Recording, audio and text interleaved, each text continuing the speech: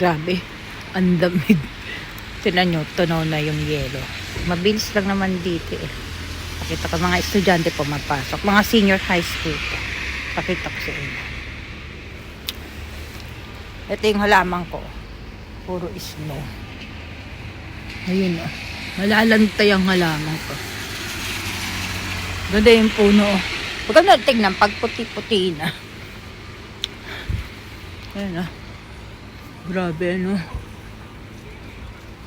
Naglalaro yung may estudyante. Ganda tignan pag may puti-puti. Yung punong walang dahon. Tignan nyo. Mga estudyante. Baka mag-aalit. Mga estudyante yan. Grabe nung ganda. Nag-ano sila. Mahawak ng mga snow eh.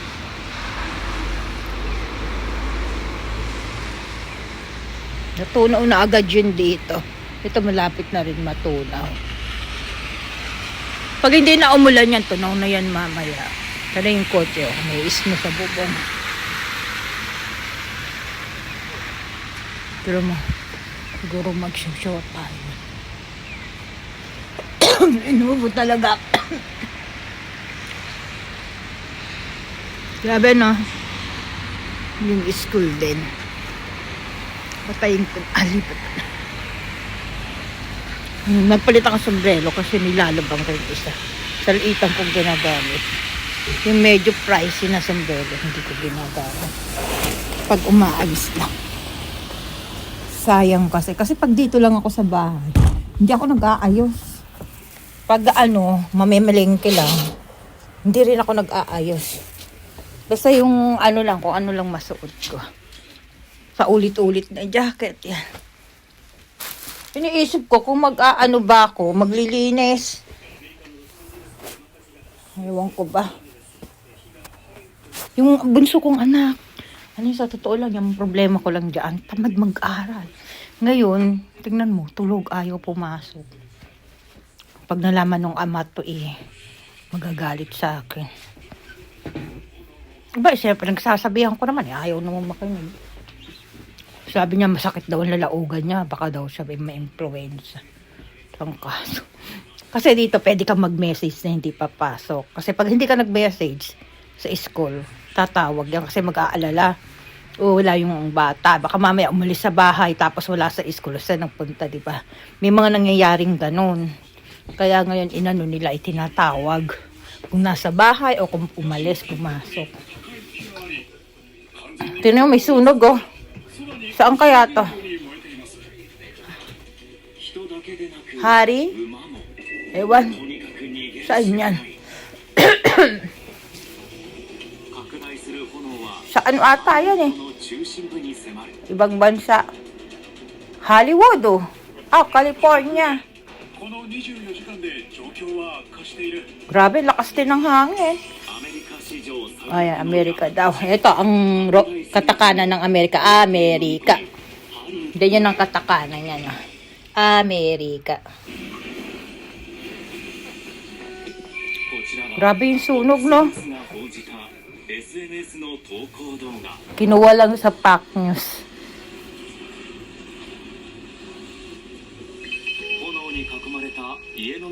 Grabe, no? Sayang yung bahay. Diba yun eh.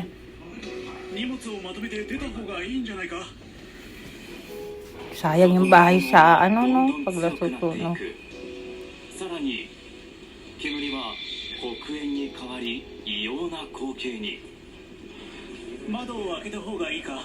Di nasunog.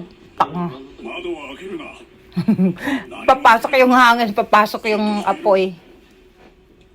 地元メディアによると、犬と2人の男性は無事に避難したという。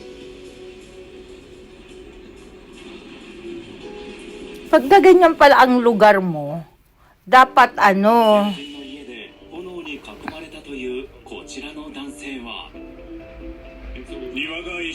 Grabe no, saan yan? SNS に投稿していた。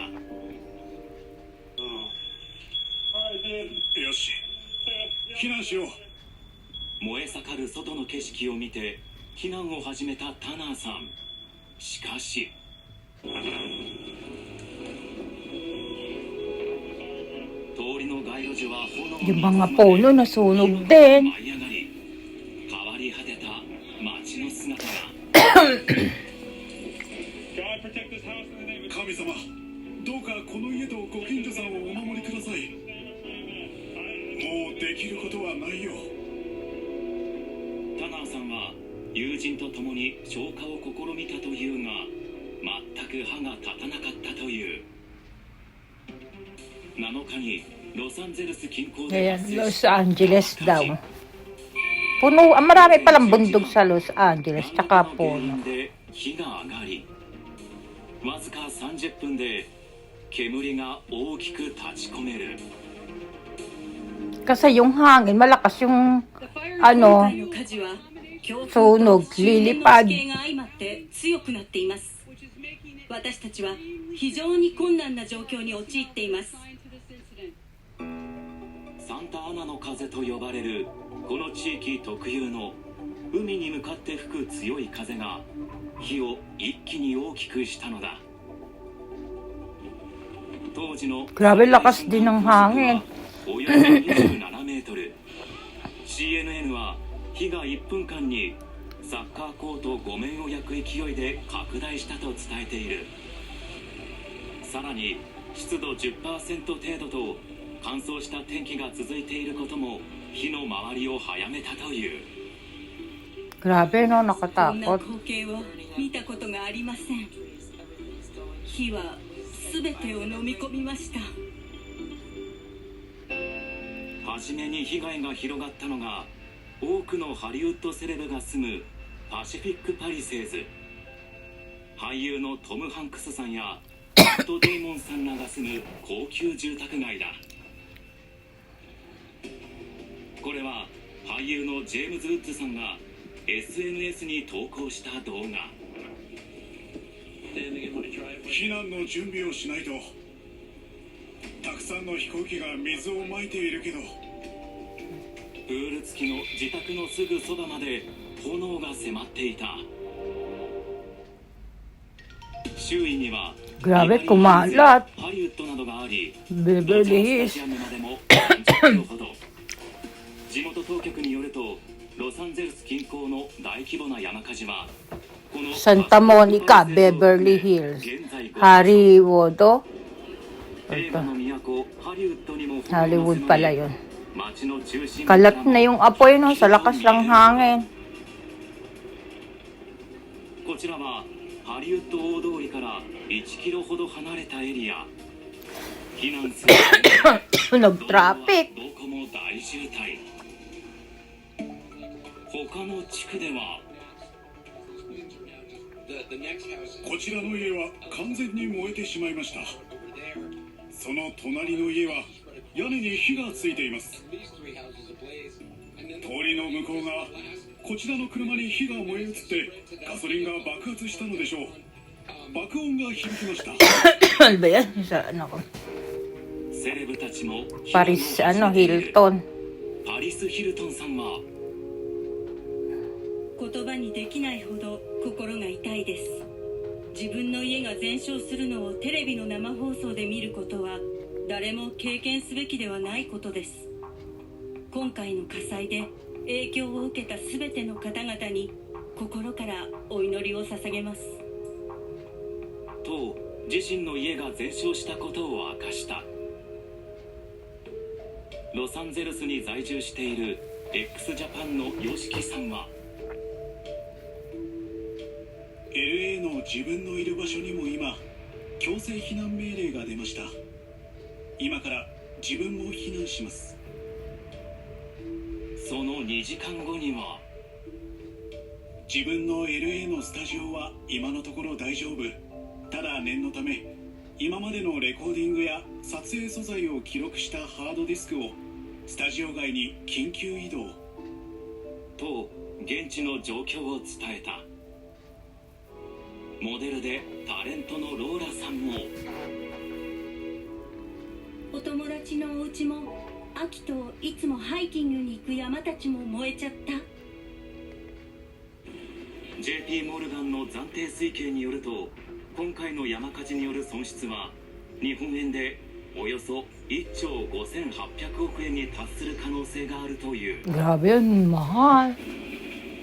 また今回の Ang laki ng nagastos sa lahat na sunog. 駐車場のように車を道路の真ん中に止める人もいました。何時間かしてやっと大きなブルドーザーが来て乗り捨てられた車を動かしました。 Grabe, no? Katakot 車 pala で避難 dyan. しようとしたものの、渋滞によって車を乗り捨てる人が相次ぎ、火災の激しいエリアに消防車両が入れないというのだ。車で避難していたという親子は、ここから歩くしかない。やばい。乗っていた車のすぐそばまで火が迫ってきた。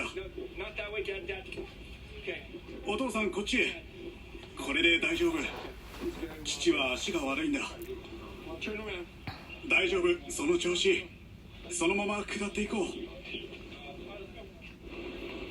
火災発生から一夜明けた街では、ダウンタウンですけども Sayang yung mga bahay. なくなってしまっています。左側の方も全くもう家の形跡がありません。街はゴーストタウンのように。 Diyos ko, sayang yung bahay, ano? 近くにいるんですけども、もう山火事の延焼を止めるために今手一杯で、これもこれも建物が燃えていて、もう対応することなくなっています。建物燃え落ちそうなものはもう素通りです。 Katakot ka.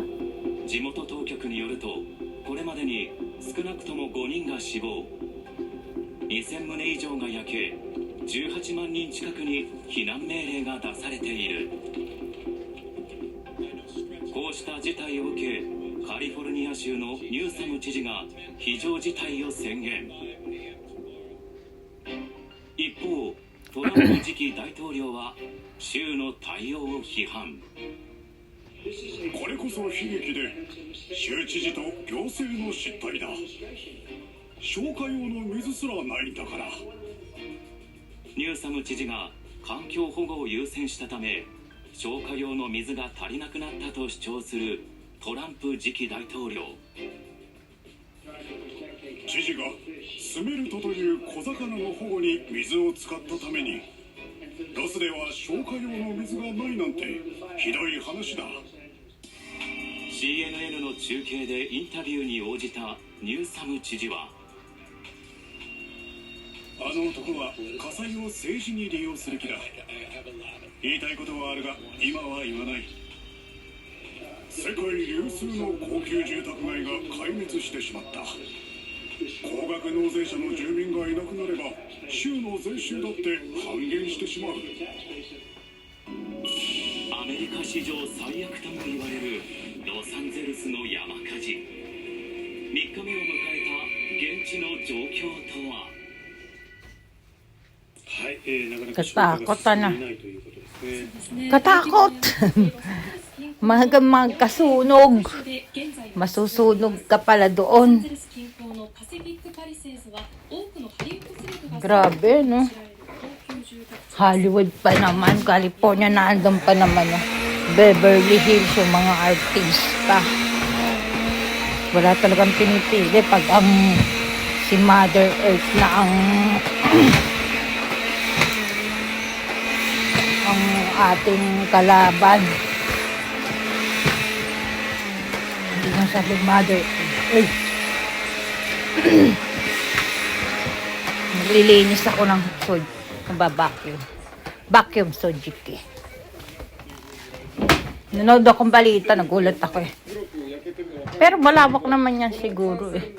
Hindi naman lahat eh. Pero sayang no, mga bahay na sunog. Eh magaganda pa naman ang bahay doon. Nakikita ko sa mga ano. Grabe. まあ、車のですね熱でもう曲がってまして、 Maglaba ako. 鉄骨もですね曲がっている。 Hindi pa ako tapos maglinis. Pero labahin ko na, salang ko na. Nakikinig ako, curious ako sa balita. Ganong kalaki ang damage ng sunog. Kasi ang laki nga ng ano eh. Kung susumahin daw yung ano niyan, malaki ang ano, nasa ilang milyon kaya o baka ano, hindi lang siguro milyon, isang milyon. Malibo pala eh. Grabe o, tingnan nyo. Yung sunog. Ano kasi. Santa Ana. Sa Santa Ana. No kasi. 乾燥と強風ということですよね。 Los Angeles, Maribo. Naglagay. Grabe no? Sabagay, dito din sa Japan meron. Pero hindi ganyan kagrabe. Sa Amerika pag nasusunog yung mga ganyan, parang grabe ano, ang laki ng damage. Dito sa Japan, hindi naman sobrang laki yung damage. Saka talagang inaagapan. Parang ganyan din naman. May mga lumilipad na aeroplano na abusan ng tubig. Ganon din dito. Pero pag ang Amerika nagkakaganyan, ang laki ng damage. Pero may namatay daw. Lima namatay. Oh. Grabe no. Mika kan? Mika Maiko, Mika kan Toyo Imi. Grabe no. Parang sayang yung ano pag yan ka napatayo ng bahay. Dapat pag bibili ka ng bahay dyan sa Amerika, imbestigahan mo muna kung may tornado, may flood, may, ayan, yung nasusunog. Ano pa ba yung malimit na problema doon? Yung ulan nga, yung baha, at saka yung, ano nga tawag? Sinabi ko na, tornado, tsaka ano pa. Yun, yung tatlong yun. Dapat, tsaka yung sa snow, yung malakas, yung ano ba ang tawag doon? Storm. Basta yung malakas na snow. Nag-iisip tuloy ako, gumagana utak ko pagka ganun eh. Dapat pag maghahanap ka ng bahay, alamin mo kung anong maging problema ng lugar ng bibilhan mo. Kung halimbawa, yan, ganyan, may nasusunog pag tuwing summer, halimbawa. O kaya pag taglamig, sobrang ng snow. Kasi pag makapal ang snow, minsan ang tubig, di ba, namumuo. Wala kang tubig noon. Tapos pag yung sunog, di ba, masusunog ang bahay mo. O kaya yung flood, ganun din. Mababaha yung bahay. O, dapat yung, ano ba yan? Bago ka bumili ng bahay dyan, imbestigahan yung kung walang problema yung lugar. Kasi sayang din yung pagbili ka ng bahay, tinan mo nga yung mga mayayaman, Beverly Hills, may mga artista.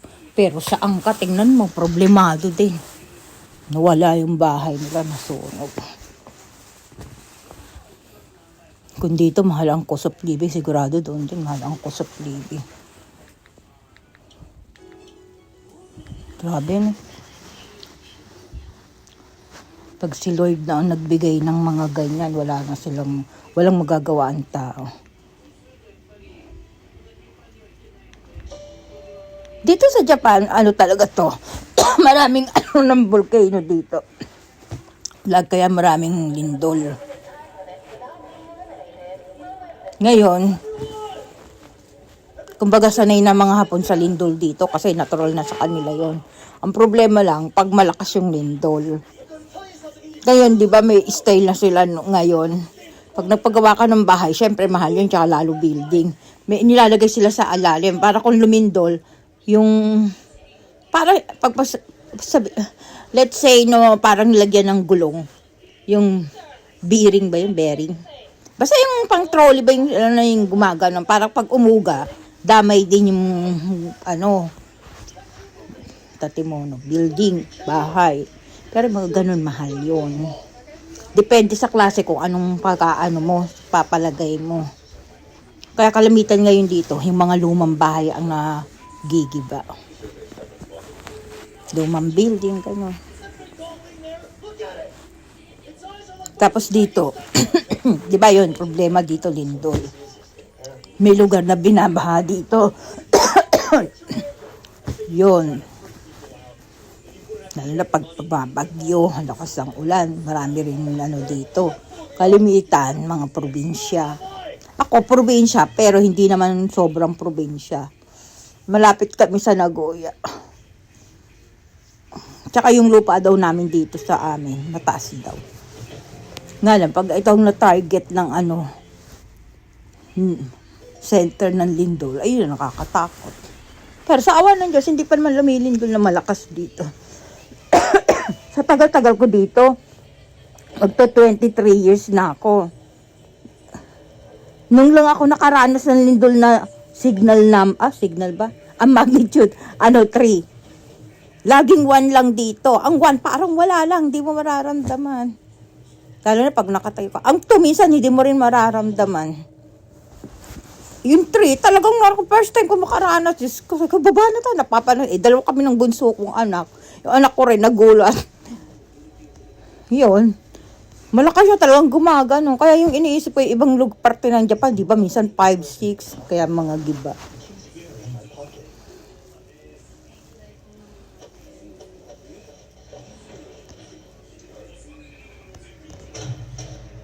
Yun.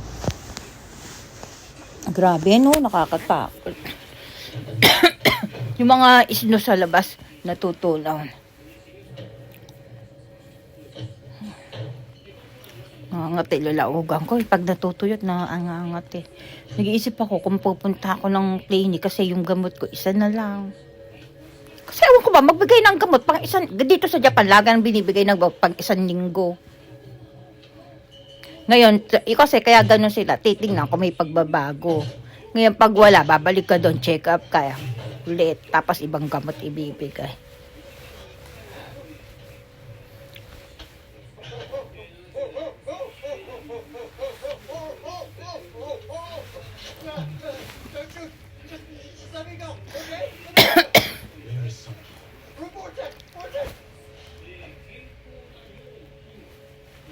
Wala na akong lipstick.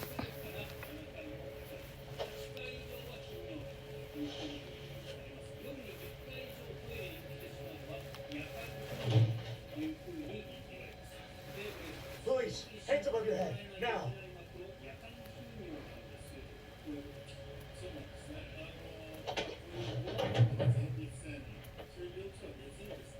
Ba't hindi niya nakilala? Dati na sila magkakilala sa signal number. Signal. Season 1. You're under arrest on suspicion of murder. You have the right to remain silent. Anything you say can't go. Hold on, Dave, wait. Who are you? Hey, this is you and you're him, aren't you?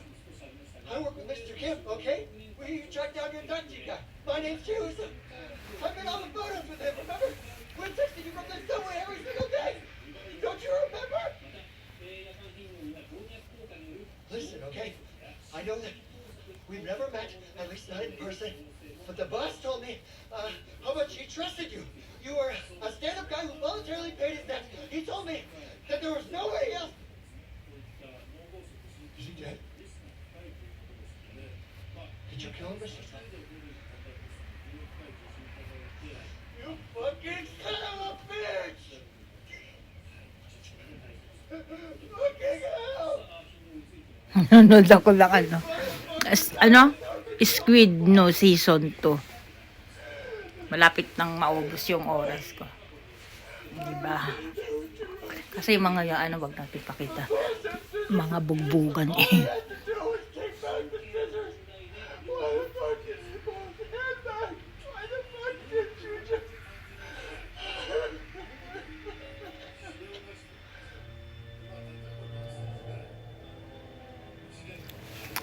pa ako, tinatamad pa ako paglinis. Ako mabilis naman ako tumarabaho. Kasi sa trabaho ko nga, kaya yung leader ko sa trabaho ko, huwag mong bilisan ng trabaho mo. Pagtapos ka agad, wala ka nang gagawin. Sisilipin daw ako ng mga kasamahan ko. Kasi ang trabaho ko lang 4 hours. Eh pag maaga ako natatapos, halimbawa 3 oras, tapos agad ako. May 1 oras ako. Eh di pag nakitang nakatambay daw ako, sisilipin ako na hindi ako nagtatrabaho. Eh pag mabilis ako matapos, ang ginagawa ko, pupunta ako ng rooftop ng ospital. Doon ako tumatambay. Minsan sa loob ng CR. Kasi may ibang matandang hapon mapunahin. Sa atin din, di ba mapunahin? Ako rin naman, mapunahin din ako.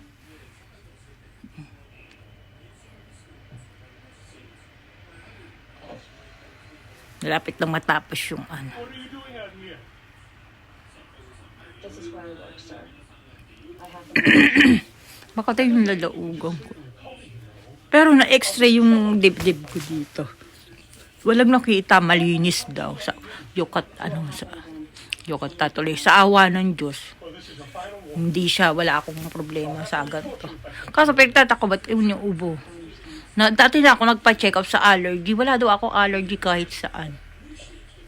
Pero hindi ako naniniwala. Kasi nung bata ako kumain lang ako ng first time kong kumain ng binagoong isda pa yun, parang hilaw. Ewan, yung maliliit. Ewan ko saan gawa yun. Diyos ko, namugamo-mukha ako, namula. Ngayon, nakita, sabi, isugod mo na. Dinala lang ako sa center kasi di ba wala kaming pera noon. Kaso tinignan sa center, aba, hindi nakabya dito yan, dali man sa ospital. Pag naapektuhan ng puso niyan, mamatay daw ako. Kahit sa allergy pala may ganun, Ayun, dinala ko sa ospital. Tapos naman, wala kaming pera. Nagsabi kami dun sa pinsan ni nanay. Kay Ate Miriam. Nagbigay ng pera pampa-ospital ko. Is there a man named Huang Yano here? We don't use our names. Sa Ate Miriam, nasa Amerika na rin yan. That was me. Huang Yano's my older brother. Yun. Kaya ako napagamot noon. Talagang namula, ang lalaki ng pagka. Una kong nakita dito, tapos kumakalat na. Yun lang naman ang kinain ko. Wala naman ako ibang kinakain. Yung isdang parang di ba? Ewan ko saan gawa yun sa Di ko alam kung saan gawa, kung Bulacan ba, ewan. Siya, yung bagoong na isda, bagoong ba tawag doon. Tapos sasaw mo sa mangga. Kasi yung nakatira doon sa amin, may pinauupahan nanay ko dati na kwarto-kwarto pa. Yun, aba kumakain. Inalok ako, kumain ako. Bata pa ako noon. Ayun. No, he always wore a black mask on the hood. Ano kaya itong Squid Game na season 2? He sent me an invitation. Maano kaya? Sumikat din kaya? Di ba yung season 1, grabe, sumikat. Then what? You gotta kill him. Killing one person isn't gonna put an end to any of this. Oilnum said something on the night that he died. He said the only... Swerte nitong artistang to, di ba? That's right. Sumikat siya sa Squid Game. VIPs, that's what they called him there. I saw one of their faces. Let me go. We'll find these bastards together. Stop, listen to me. No cops, please. Anything except harass us. Now, listen to you want to... Patayin ko na, ha?